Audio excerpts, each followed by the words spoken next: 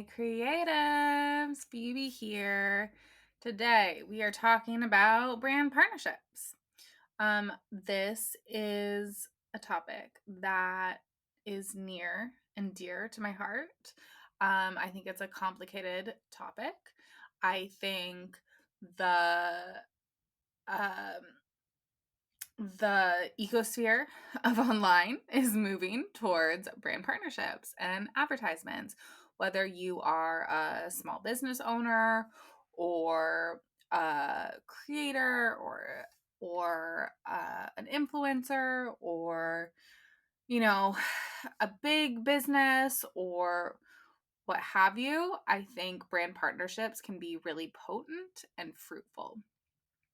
And so I'm here to talk today a little bit about my personal experience, how you can do brand partnerships well, some things to look at in terms of like ethos and alignment for your audience.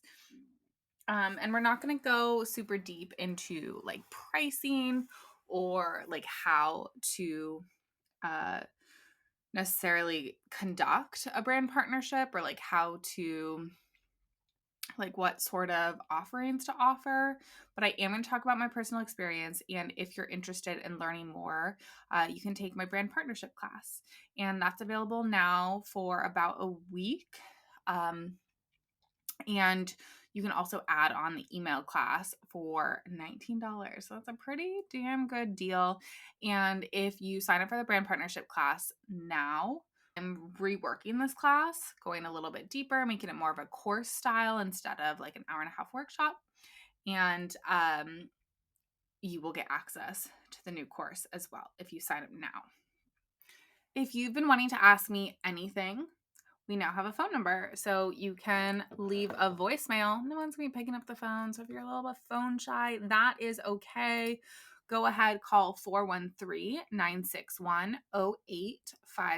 And you can ask me anything about brand partnerships, anything about small business running, anything at all. I may or may not answer the questions you have, but with the idea that we will answer your questions in future podcast episodes. So if that's something you're interested in, please give us a call, 413-961-0855. That is the GGC HQ. So brand partnerships. I want to dive into first that I am really grateful for brand partnerships. And I want to sort of acknowledge that, and I just had this conversation with Risa from Missing Witches talking about, their decision not to advertise. Fully respect it. And this idea of, being an anti-capitalist business while being a business that exists in late stage capitalism, and how we can grow and build and finance a business in our lives while staying true to our ethos. And this is a complicated question, and there is not a one shoe fits all. So I'm just here to tell you about my experience and my thoughts, and please take what you will from this. I don't want you to be taken advantage of, A. I also want you to be able to finance your business and finance your life. And these are very personal choices about how you move forward with your business and who you partner with and who you get money from and who you promise what. So I just want to offer my own thoughts and encourage you to think about your ethos in your business and who you work for and why you do what you do and who you do it with. Okay, that was a little like all over the place. But my point is, when I work for brand partnerships, I like to work with brands that are A, in alignment with my audience, B, in alignment with my values, and C, can finance whatever I'm doing for them. So I also think it is pretty rad to be able to support the work I'm doing from big corporations. I think it's actually a pretty radical act to be like, yeah, I will take your money to subsidize this work that I am doing that is in alignment with my beliefs and my community. So, that doesn't mean I'm going to work with everyone, but it also means that if there's a big business that wants to support small businesses and is in alignment with my audience, it may be a good fit. Okay, I'm gonna bring it down a little bit more concrete now. So this year, 2024, we've already done $20,000 in partnerships. And that is wild because last year we did about $30,000 in partnerships. And so this first quarter already, $20,000 in partnerships. And you know why we've done that so much? Is because I felt I needed money. I felt pretty broke a couple months ago and was not sure how I was going to pay my team and was not sure how I was going to pay myself and pay all the venues that we need to pay. As you know, a lot of our revenue, the majority of our revenue, comes from throwing events, comes from vendor fees. And that's how I pay my team, pay my bills, pay all the million of tech that we use and venues, etc. So in a couple episodes ago about money snacks, I talked about feeling broke like this and taking actionable steps to bring in money. And so I did.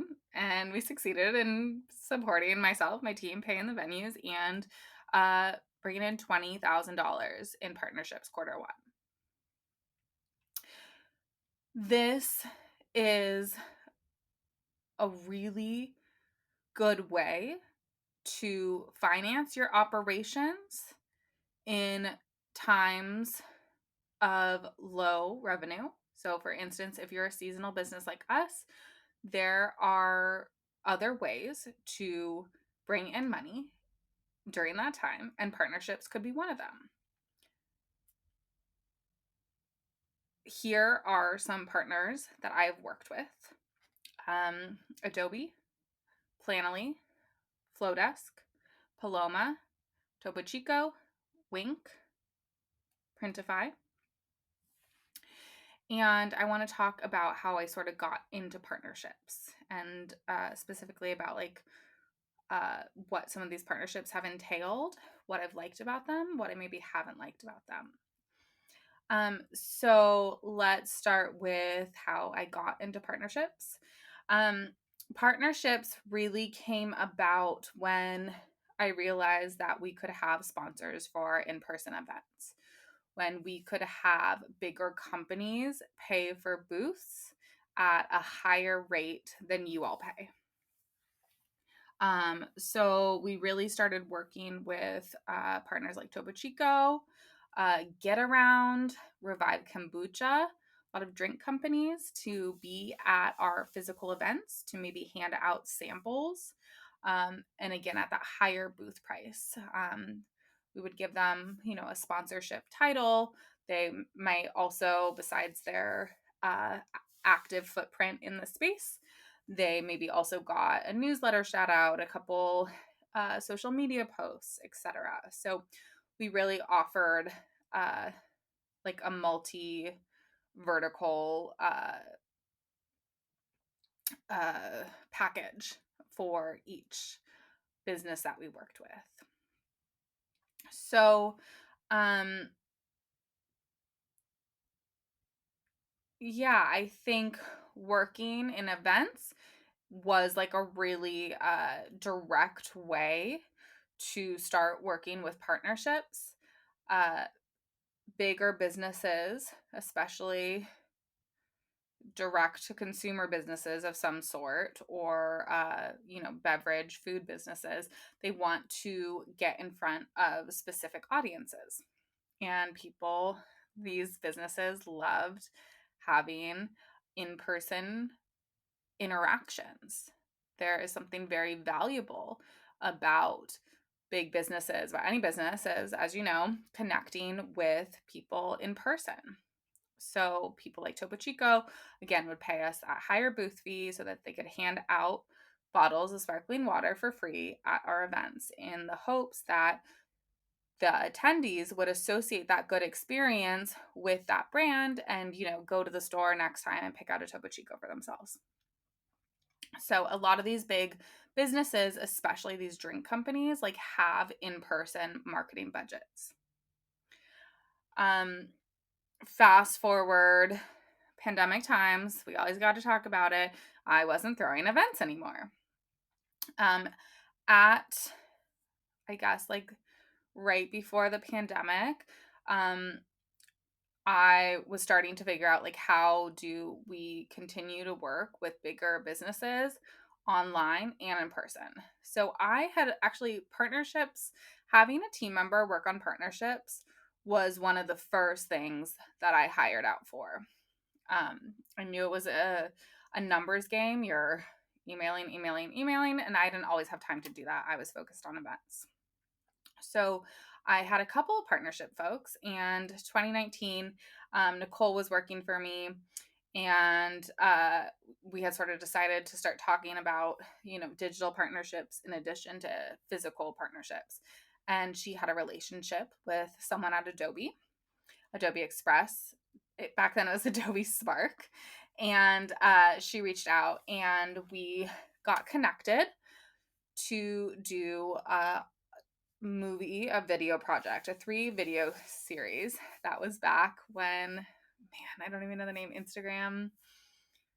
It wasn't Reels, whatever it was before Reels or Instagram. It's called something, or Instagram long form videos or whatever. Anyways, that's besides the point. And I was connected with a lovely woman from Australia, Kitty Aplaskas, and we're now good friends, about making a 3-part series video on branding. And so that was my first, like, really deep dive into a digital partnership. Well, okay, I want to back up a little bit and then I'll dive more into Adobe. I was doing sort of like yoga teaching and trying to sort of do travel influencing kind of stuff a while ago.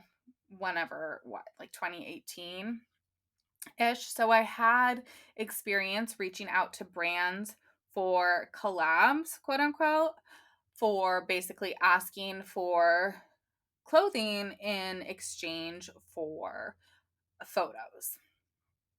And so that was sort of how I got that start on the, like, digital side of partnerships. And so I worked with a couple brands like Laundry. They're an apparel brand, and a swimsuit brand. And, like, honestly, I did a few kind of swimsuit stuff because I was going on vacation or I was traveling in Bali and I wanted swimsuits, whatever. So that was sort of my first experience with pitching and working on social media collaborations. Okay, fast forward to Adobe. Adobe was like a 3-part series on video. Kitty and I sort of like discussed it and did it online. That was our first really educational deep dive into a digital partnership.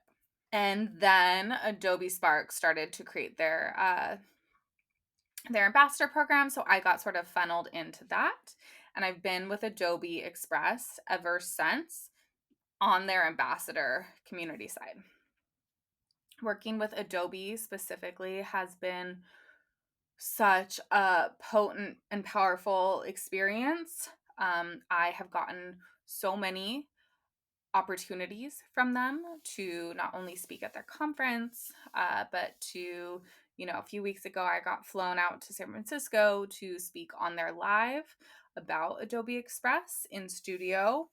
I've met so many good friends. I've been, they've flown me out to the conference in LA, and have access to support from the Adobe team, have access to their tech, have access to their community, and to financial resources. So Adobe really has supported me financially with these digital partnerships, uh, through the pandemic and still today.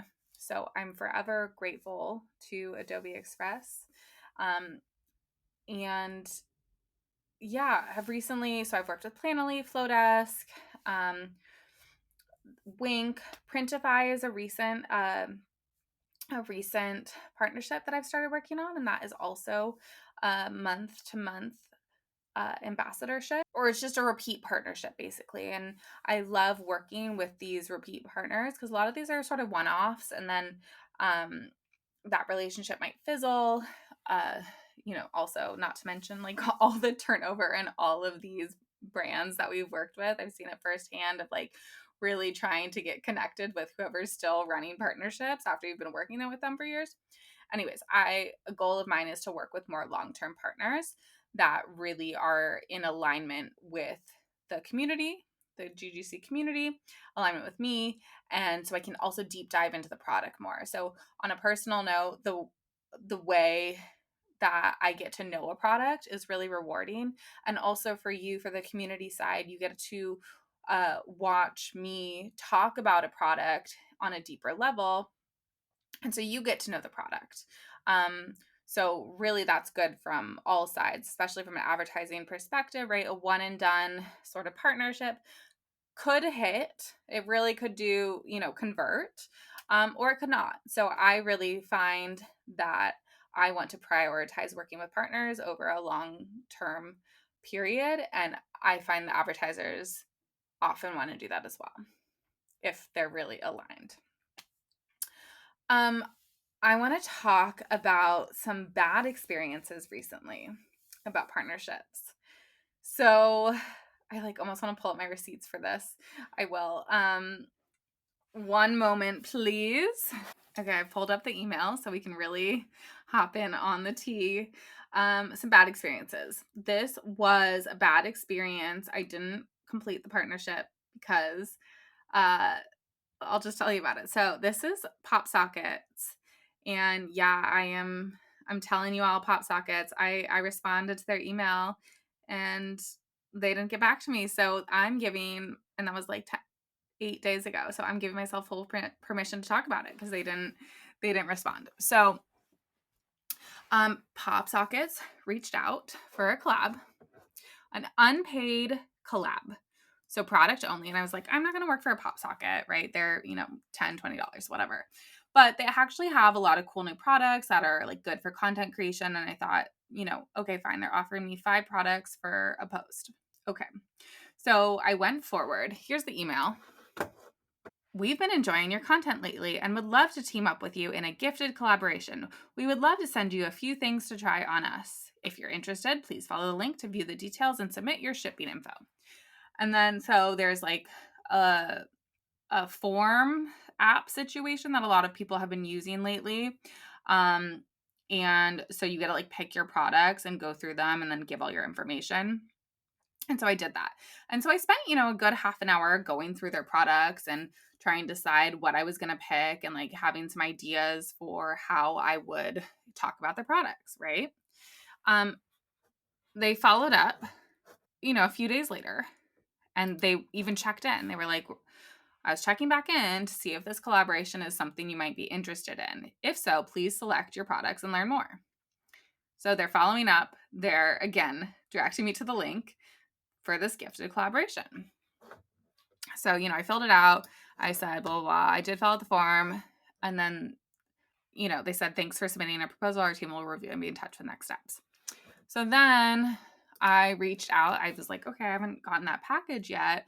Just checking in. I want to follow up to see if this was sent out.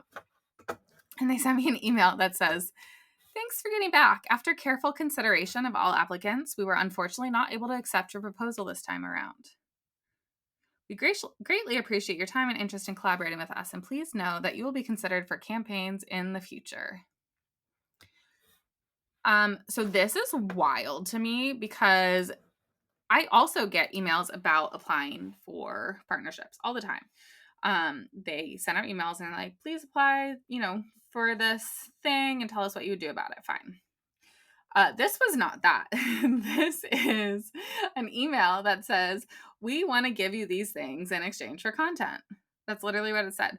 So I ended up writing an email back to us and said, this is not a paid collaboration. I spent a half an hour picking out items and starting to think about content I could create. Now checking back in, you say I'm an applicant. Your wordings in your email, like, we've been enjoying your content lately and would love to team up with you in a gifted collaboration. We would love to send you a few things to try on us. Like, that makes it seem like they've already decided to work with me, right? So I said that in an email. I highlighted things in my true Virgo fashion with their own wording. And I said, if you're going to move forward with these campaigns, I strongly urge you to reconsider your messaging in your emails. And that was 8 days ago. I haven't gotten a response. So this is my permission to myself to talk about this publicly. And why does this piss me off? I really didn't spend much time on this. But what pisses me off is incorrect use of languaging. It's a waste of my time.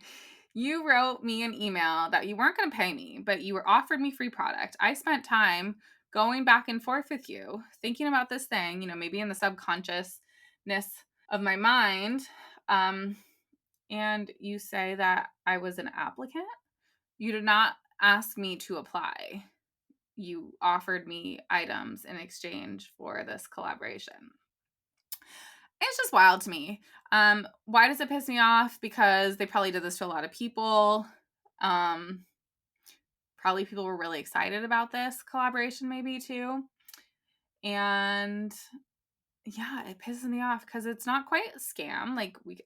I will talk about some scam partnerships in a moment. But it feels very misaligned. Feels very just really bad communication. And I really don't like bad communication. So there's my pop socket tea. My pop socket tea. I'm going to move on to some other tea also, which I haven't talked about this yet. I'll probably make a video about it also.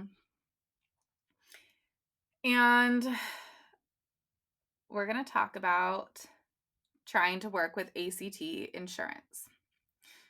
I don't know why I feel a little nervous talking about this one. We have worked with them before, and they were lovely. ACT Insurance is an insurance company that specializes in craft fair vendor insurance. Obviously, we're a craft fair and we work with vendors. We are a great fit for this partnership. We've worked with them in an education style podcast, sponsored podcast, not just a commercial, but an actual podcast about why insurance is important for small business owners who are vending. That was a year or two ago. And then we had reached out about working together again for this year. And, we had several emails. We had a call with their full team and they put together a proposal. Now, I've been trying to work with partners on a more yearly basis. So I put together sort of a multi-dimensional proposal that involved various verticals, various activations throughout the whole year. It was a $6,500 proposal with the idea that they could take what they wanted and leave out the rest. And they got back to me, and maybe I want to find receipts for this one as well. But they got back to me and they were like, one of the things was a blog. And one of the proposals was a blog about, why vendors might want insurance. And she said, we were surprised to hear about pricing for your blog because we thought you would want to just provide information to your vendors about insurance that you would make money from. It's just wild. Insurance feels very... Insurance is real. Insurance is a real thing that you may need. And I'm not going to tell you whether or not you need insurance for different things. As an event producer, I have event insurance.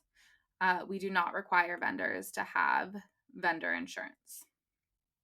The next part of the email was, would you consider would you consider requiring your vendors to have vendor insurance and you would get a cut? No, absolutely not. That feels so scammy to me. You want me to require my vendors to have insurance and then I get a cut of that?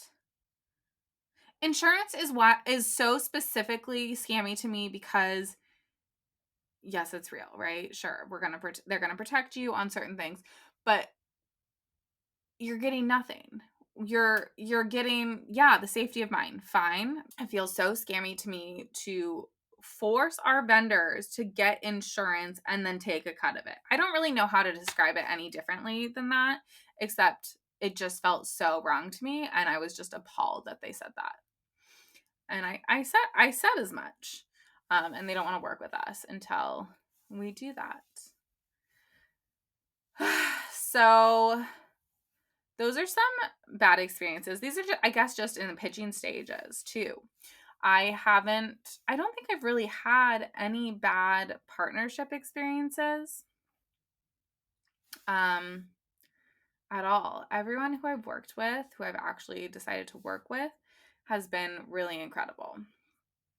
There's definitely been, some people who require more communication, more like check-ins and checking of the content. There's some people who just like trust me completely.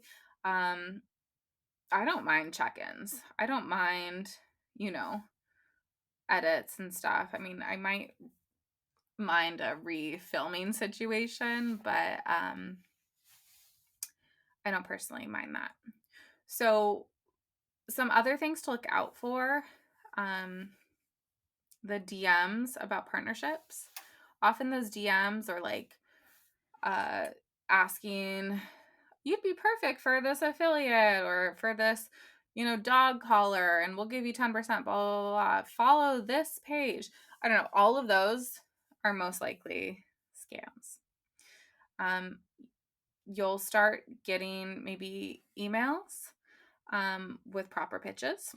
There's probably a lot of emails you may start getting about collaborations, product for posts. And I still do some of those, I believe in a product and I want the product, sure. You want to think about if that is worth your time. You want to maybe decide if you want to even ask for money, if that's something that you could, potentially pitch them. And you want to really, the most important thing that you could get from this podcast, from walking away from it, is you want to make sure no one owns your content besides you. And if you are giving away content rights to another business, you want to make sure you get paid for that and you have a contract for it. That's really important. And I can go more into that in our class. But make sure you are not signing away your content. Period. Okay, I feel like I rambled enough here today. If you have questions about brand partnerships, like please ask me, send me a DM, or call our new phone number and leave a question and we can add it into another podcast episode. And if you're interested in brand partnerships, again, it's been rewarding both financially, community-wise, and opportunity-wise to work with partners. I've taught classes at, for Planoly, for Adobe. You don't know who's going to be connected to who, and there's so many really amazing opportunities out there. And I also want to say that partnerships don't always have to cost money, right? This can be a partnership with, let's say you're a ceramics artist and you do a partnership with your local coffee store, and maybe there's a giveaway. I don't know. There's all sorts of ways that you can connect with other brands where there's equal reward, whether that's finances or product or exposure on both ends, whatever. So think about what you want and who you want to work who's aligned with your ethos and with your community. And yeah, if you want to dive deeper into brand partnerships, well, I do want to say a couple more things too. Um,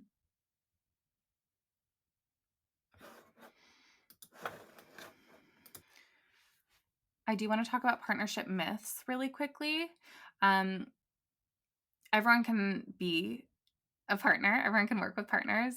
Everyone can start pitching. You don't need to have a certain amount of followers. You don't need to, have a certain niche. You don't need to be sort of an influencer style service-based business. Like, you can be just a brand and work with other brands. That's allowed. There are ways to do it.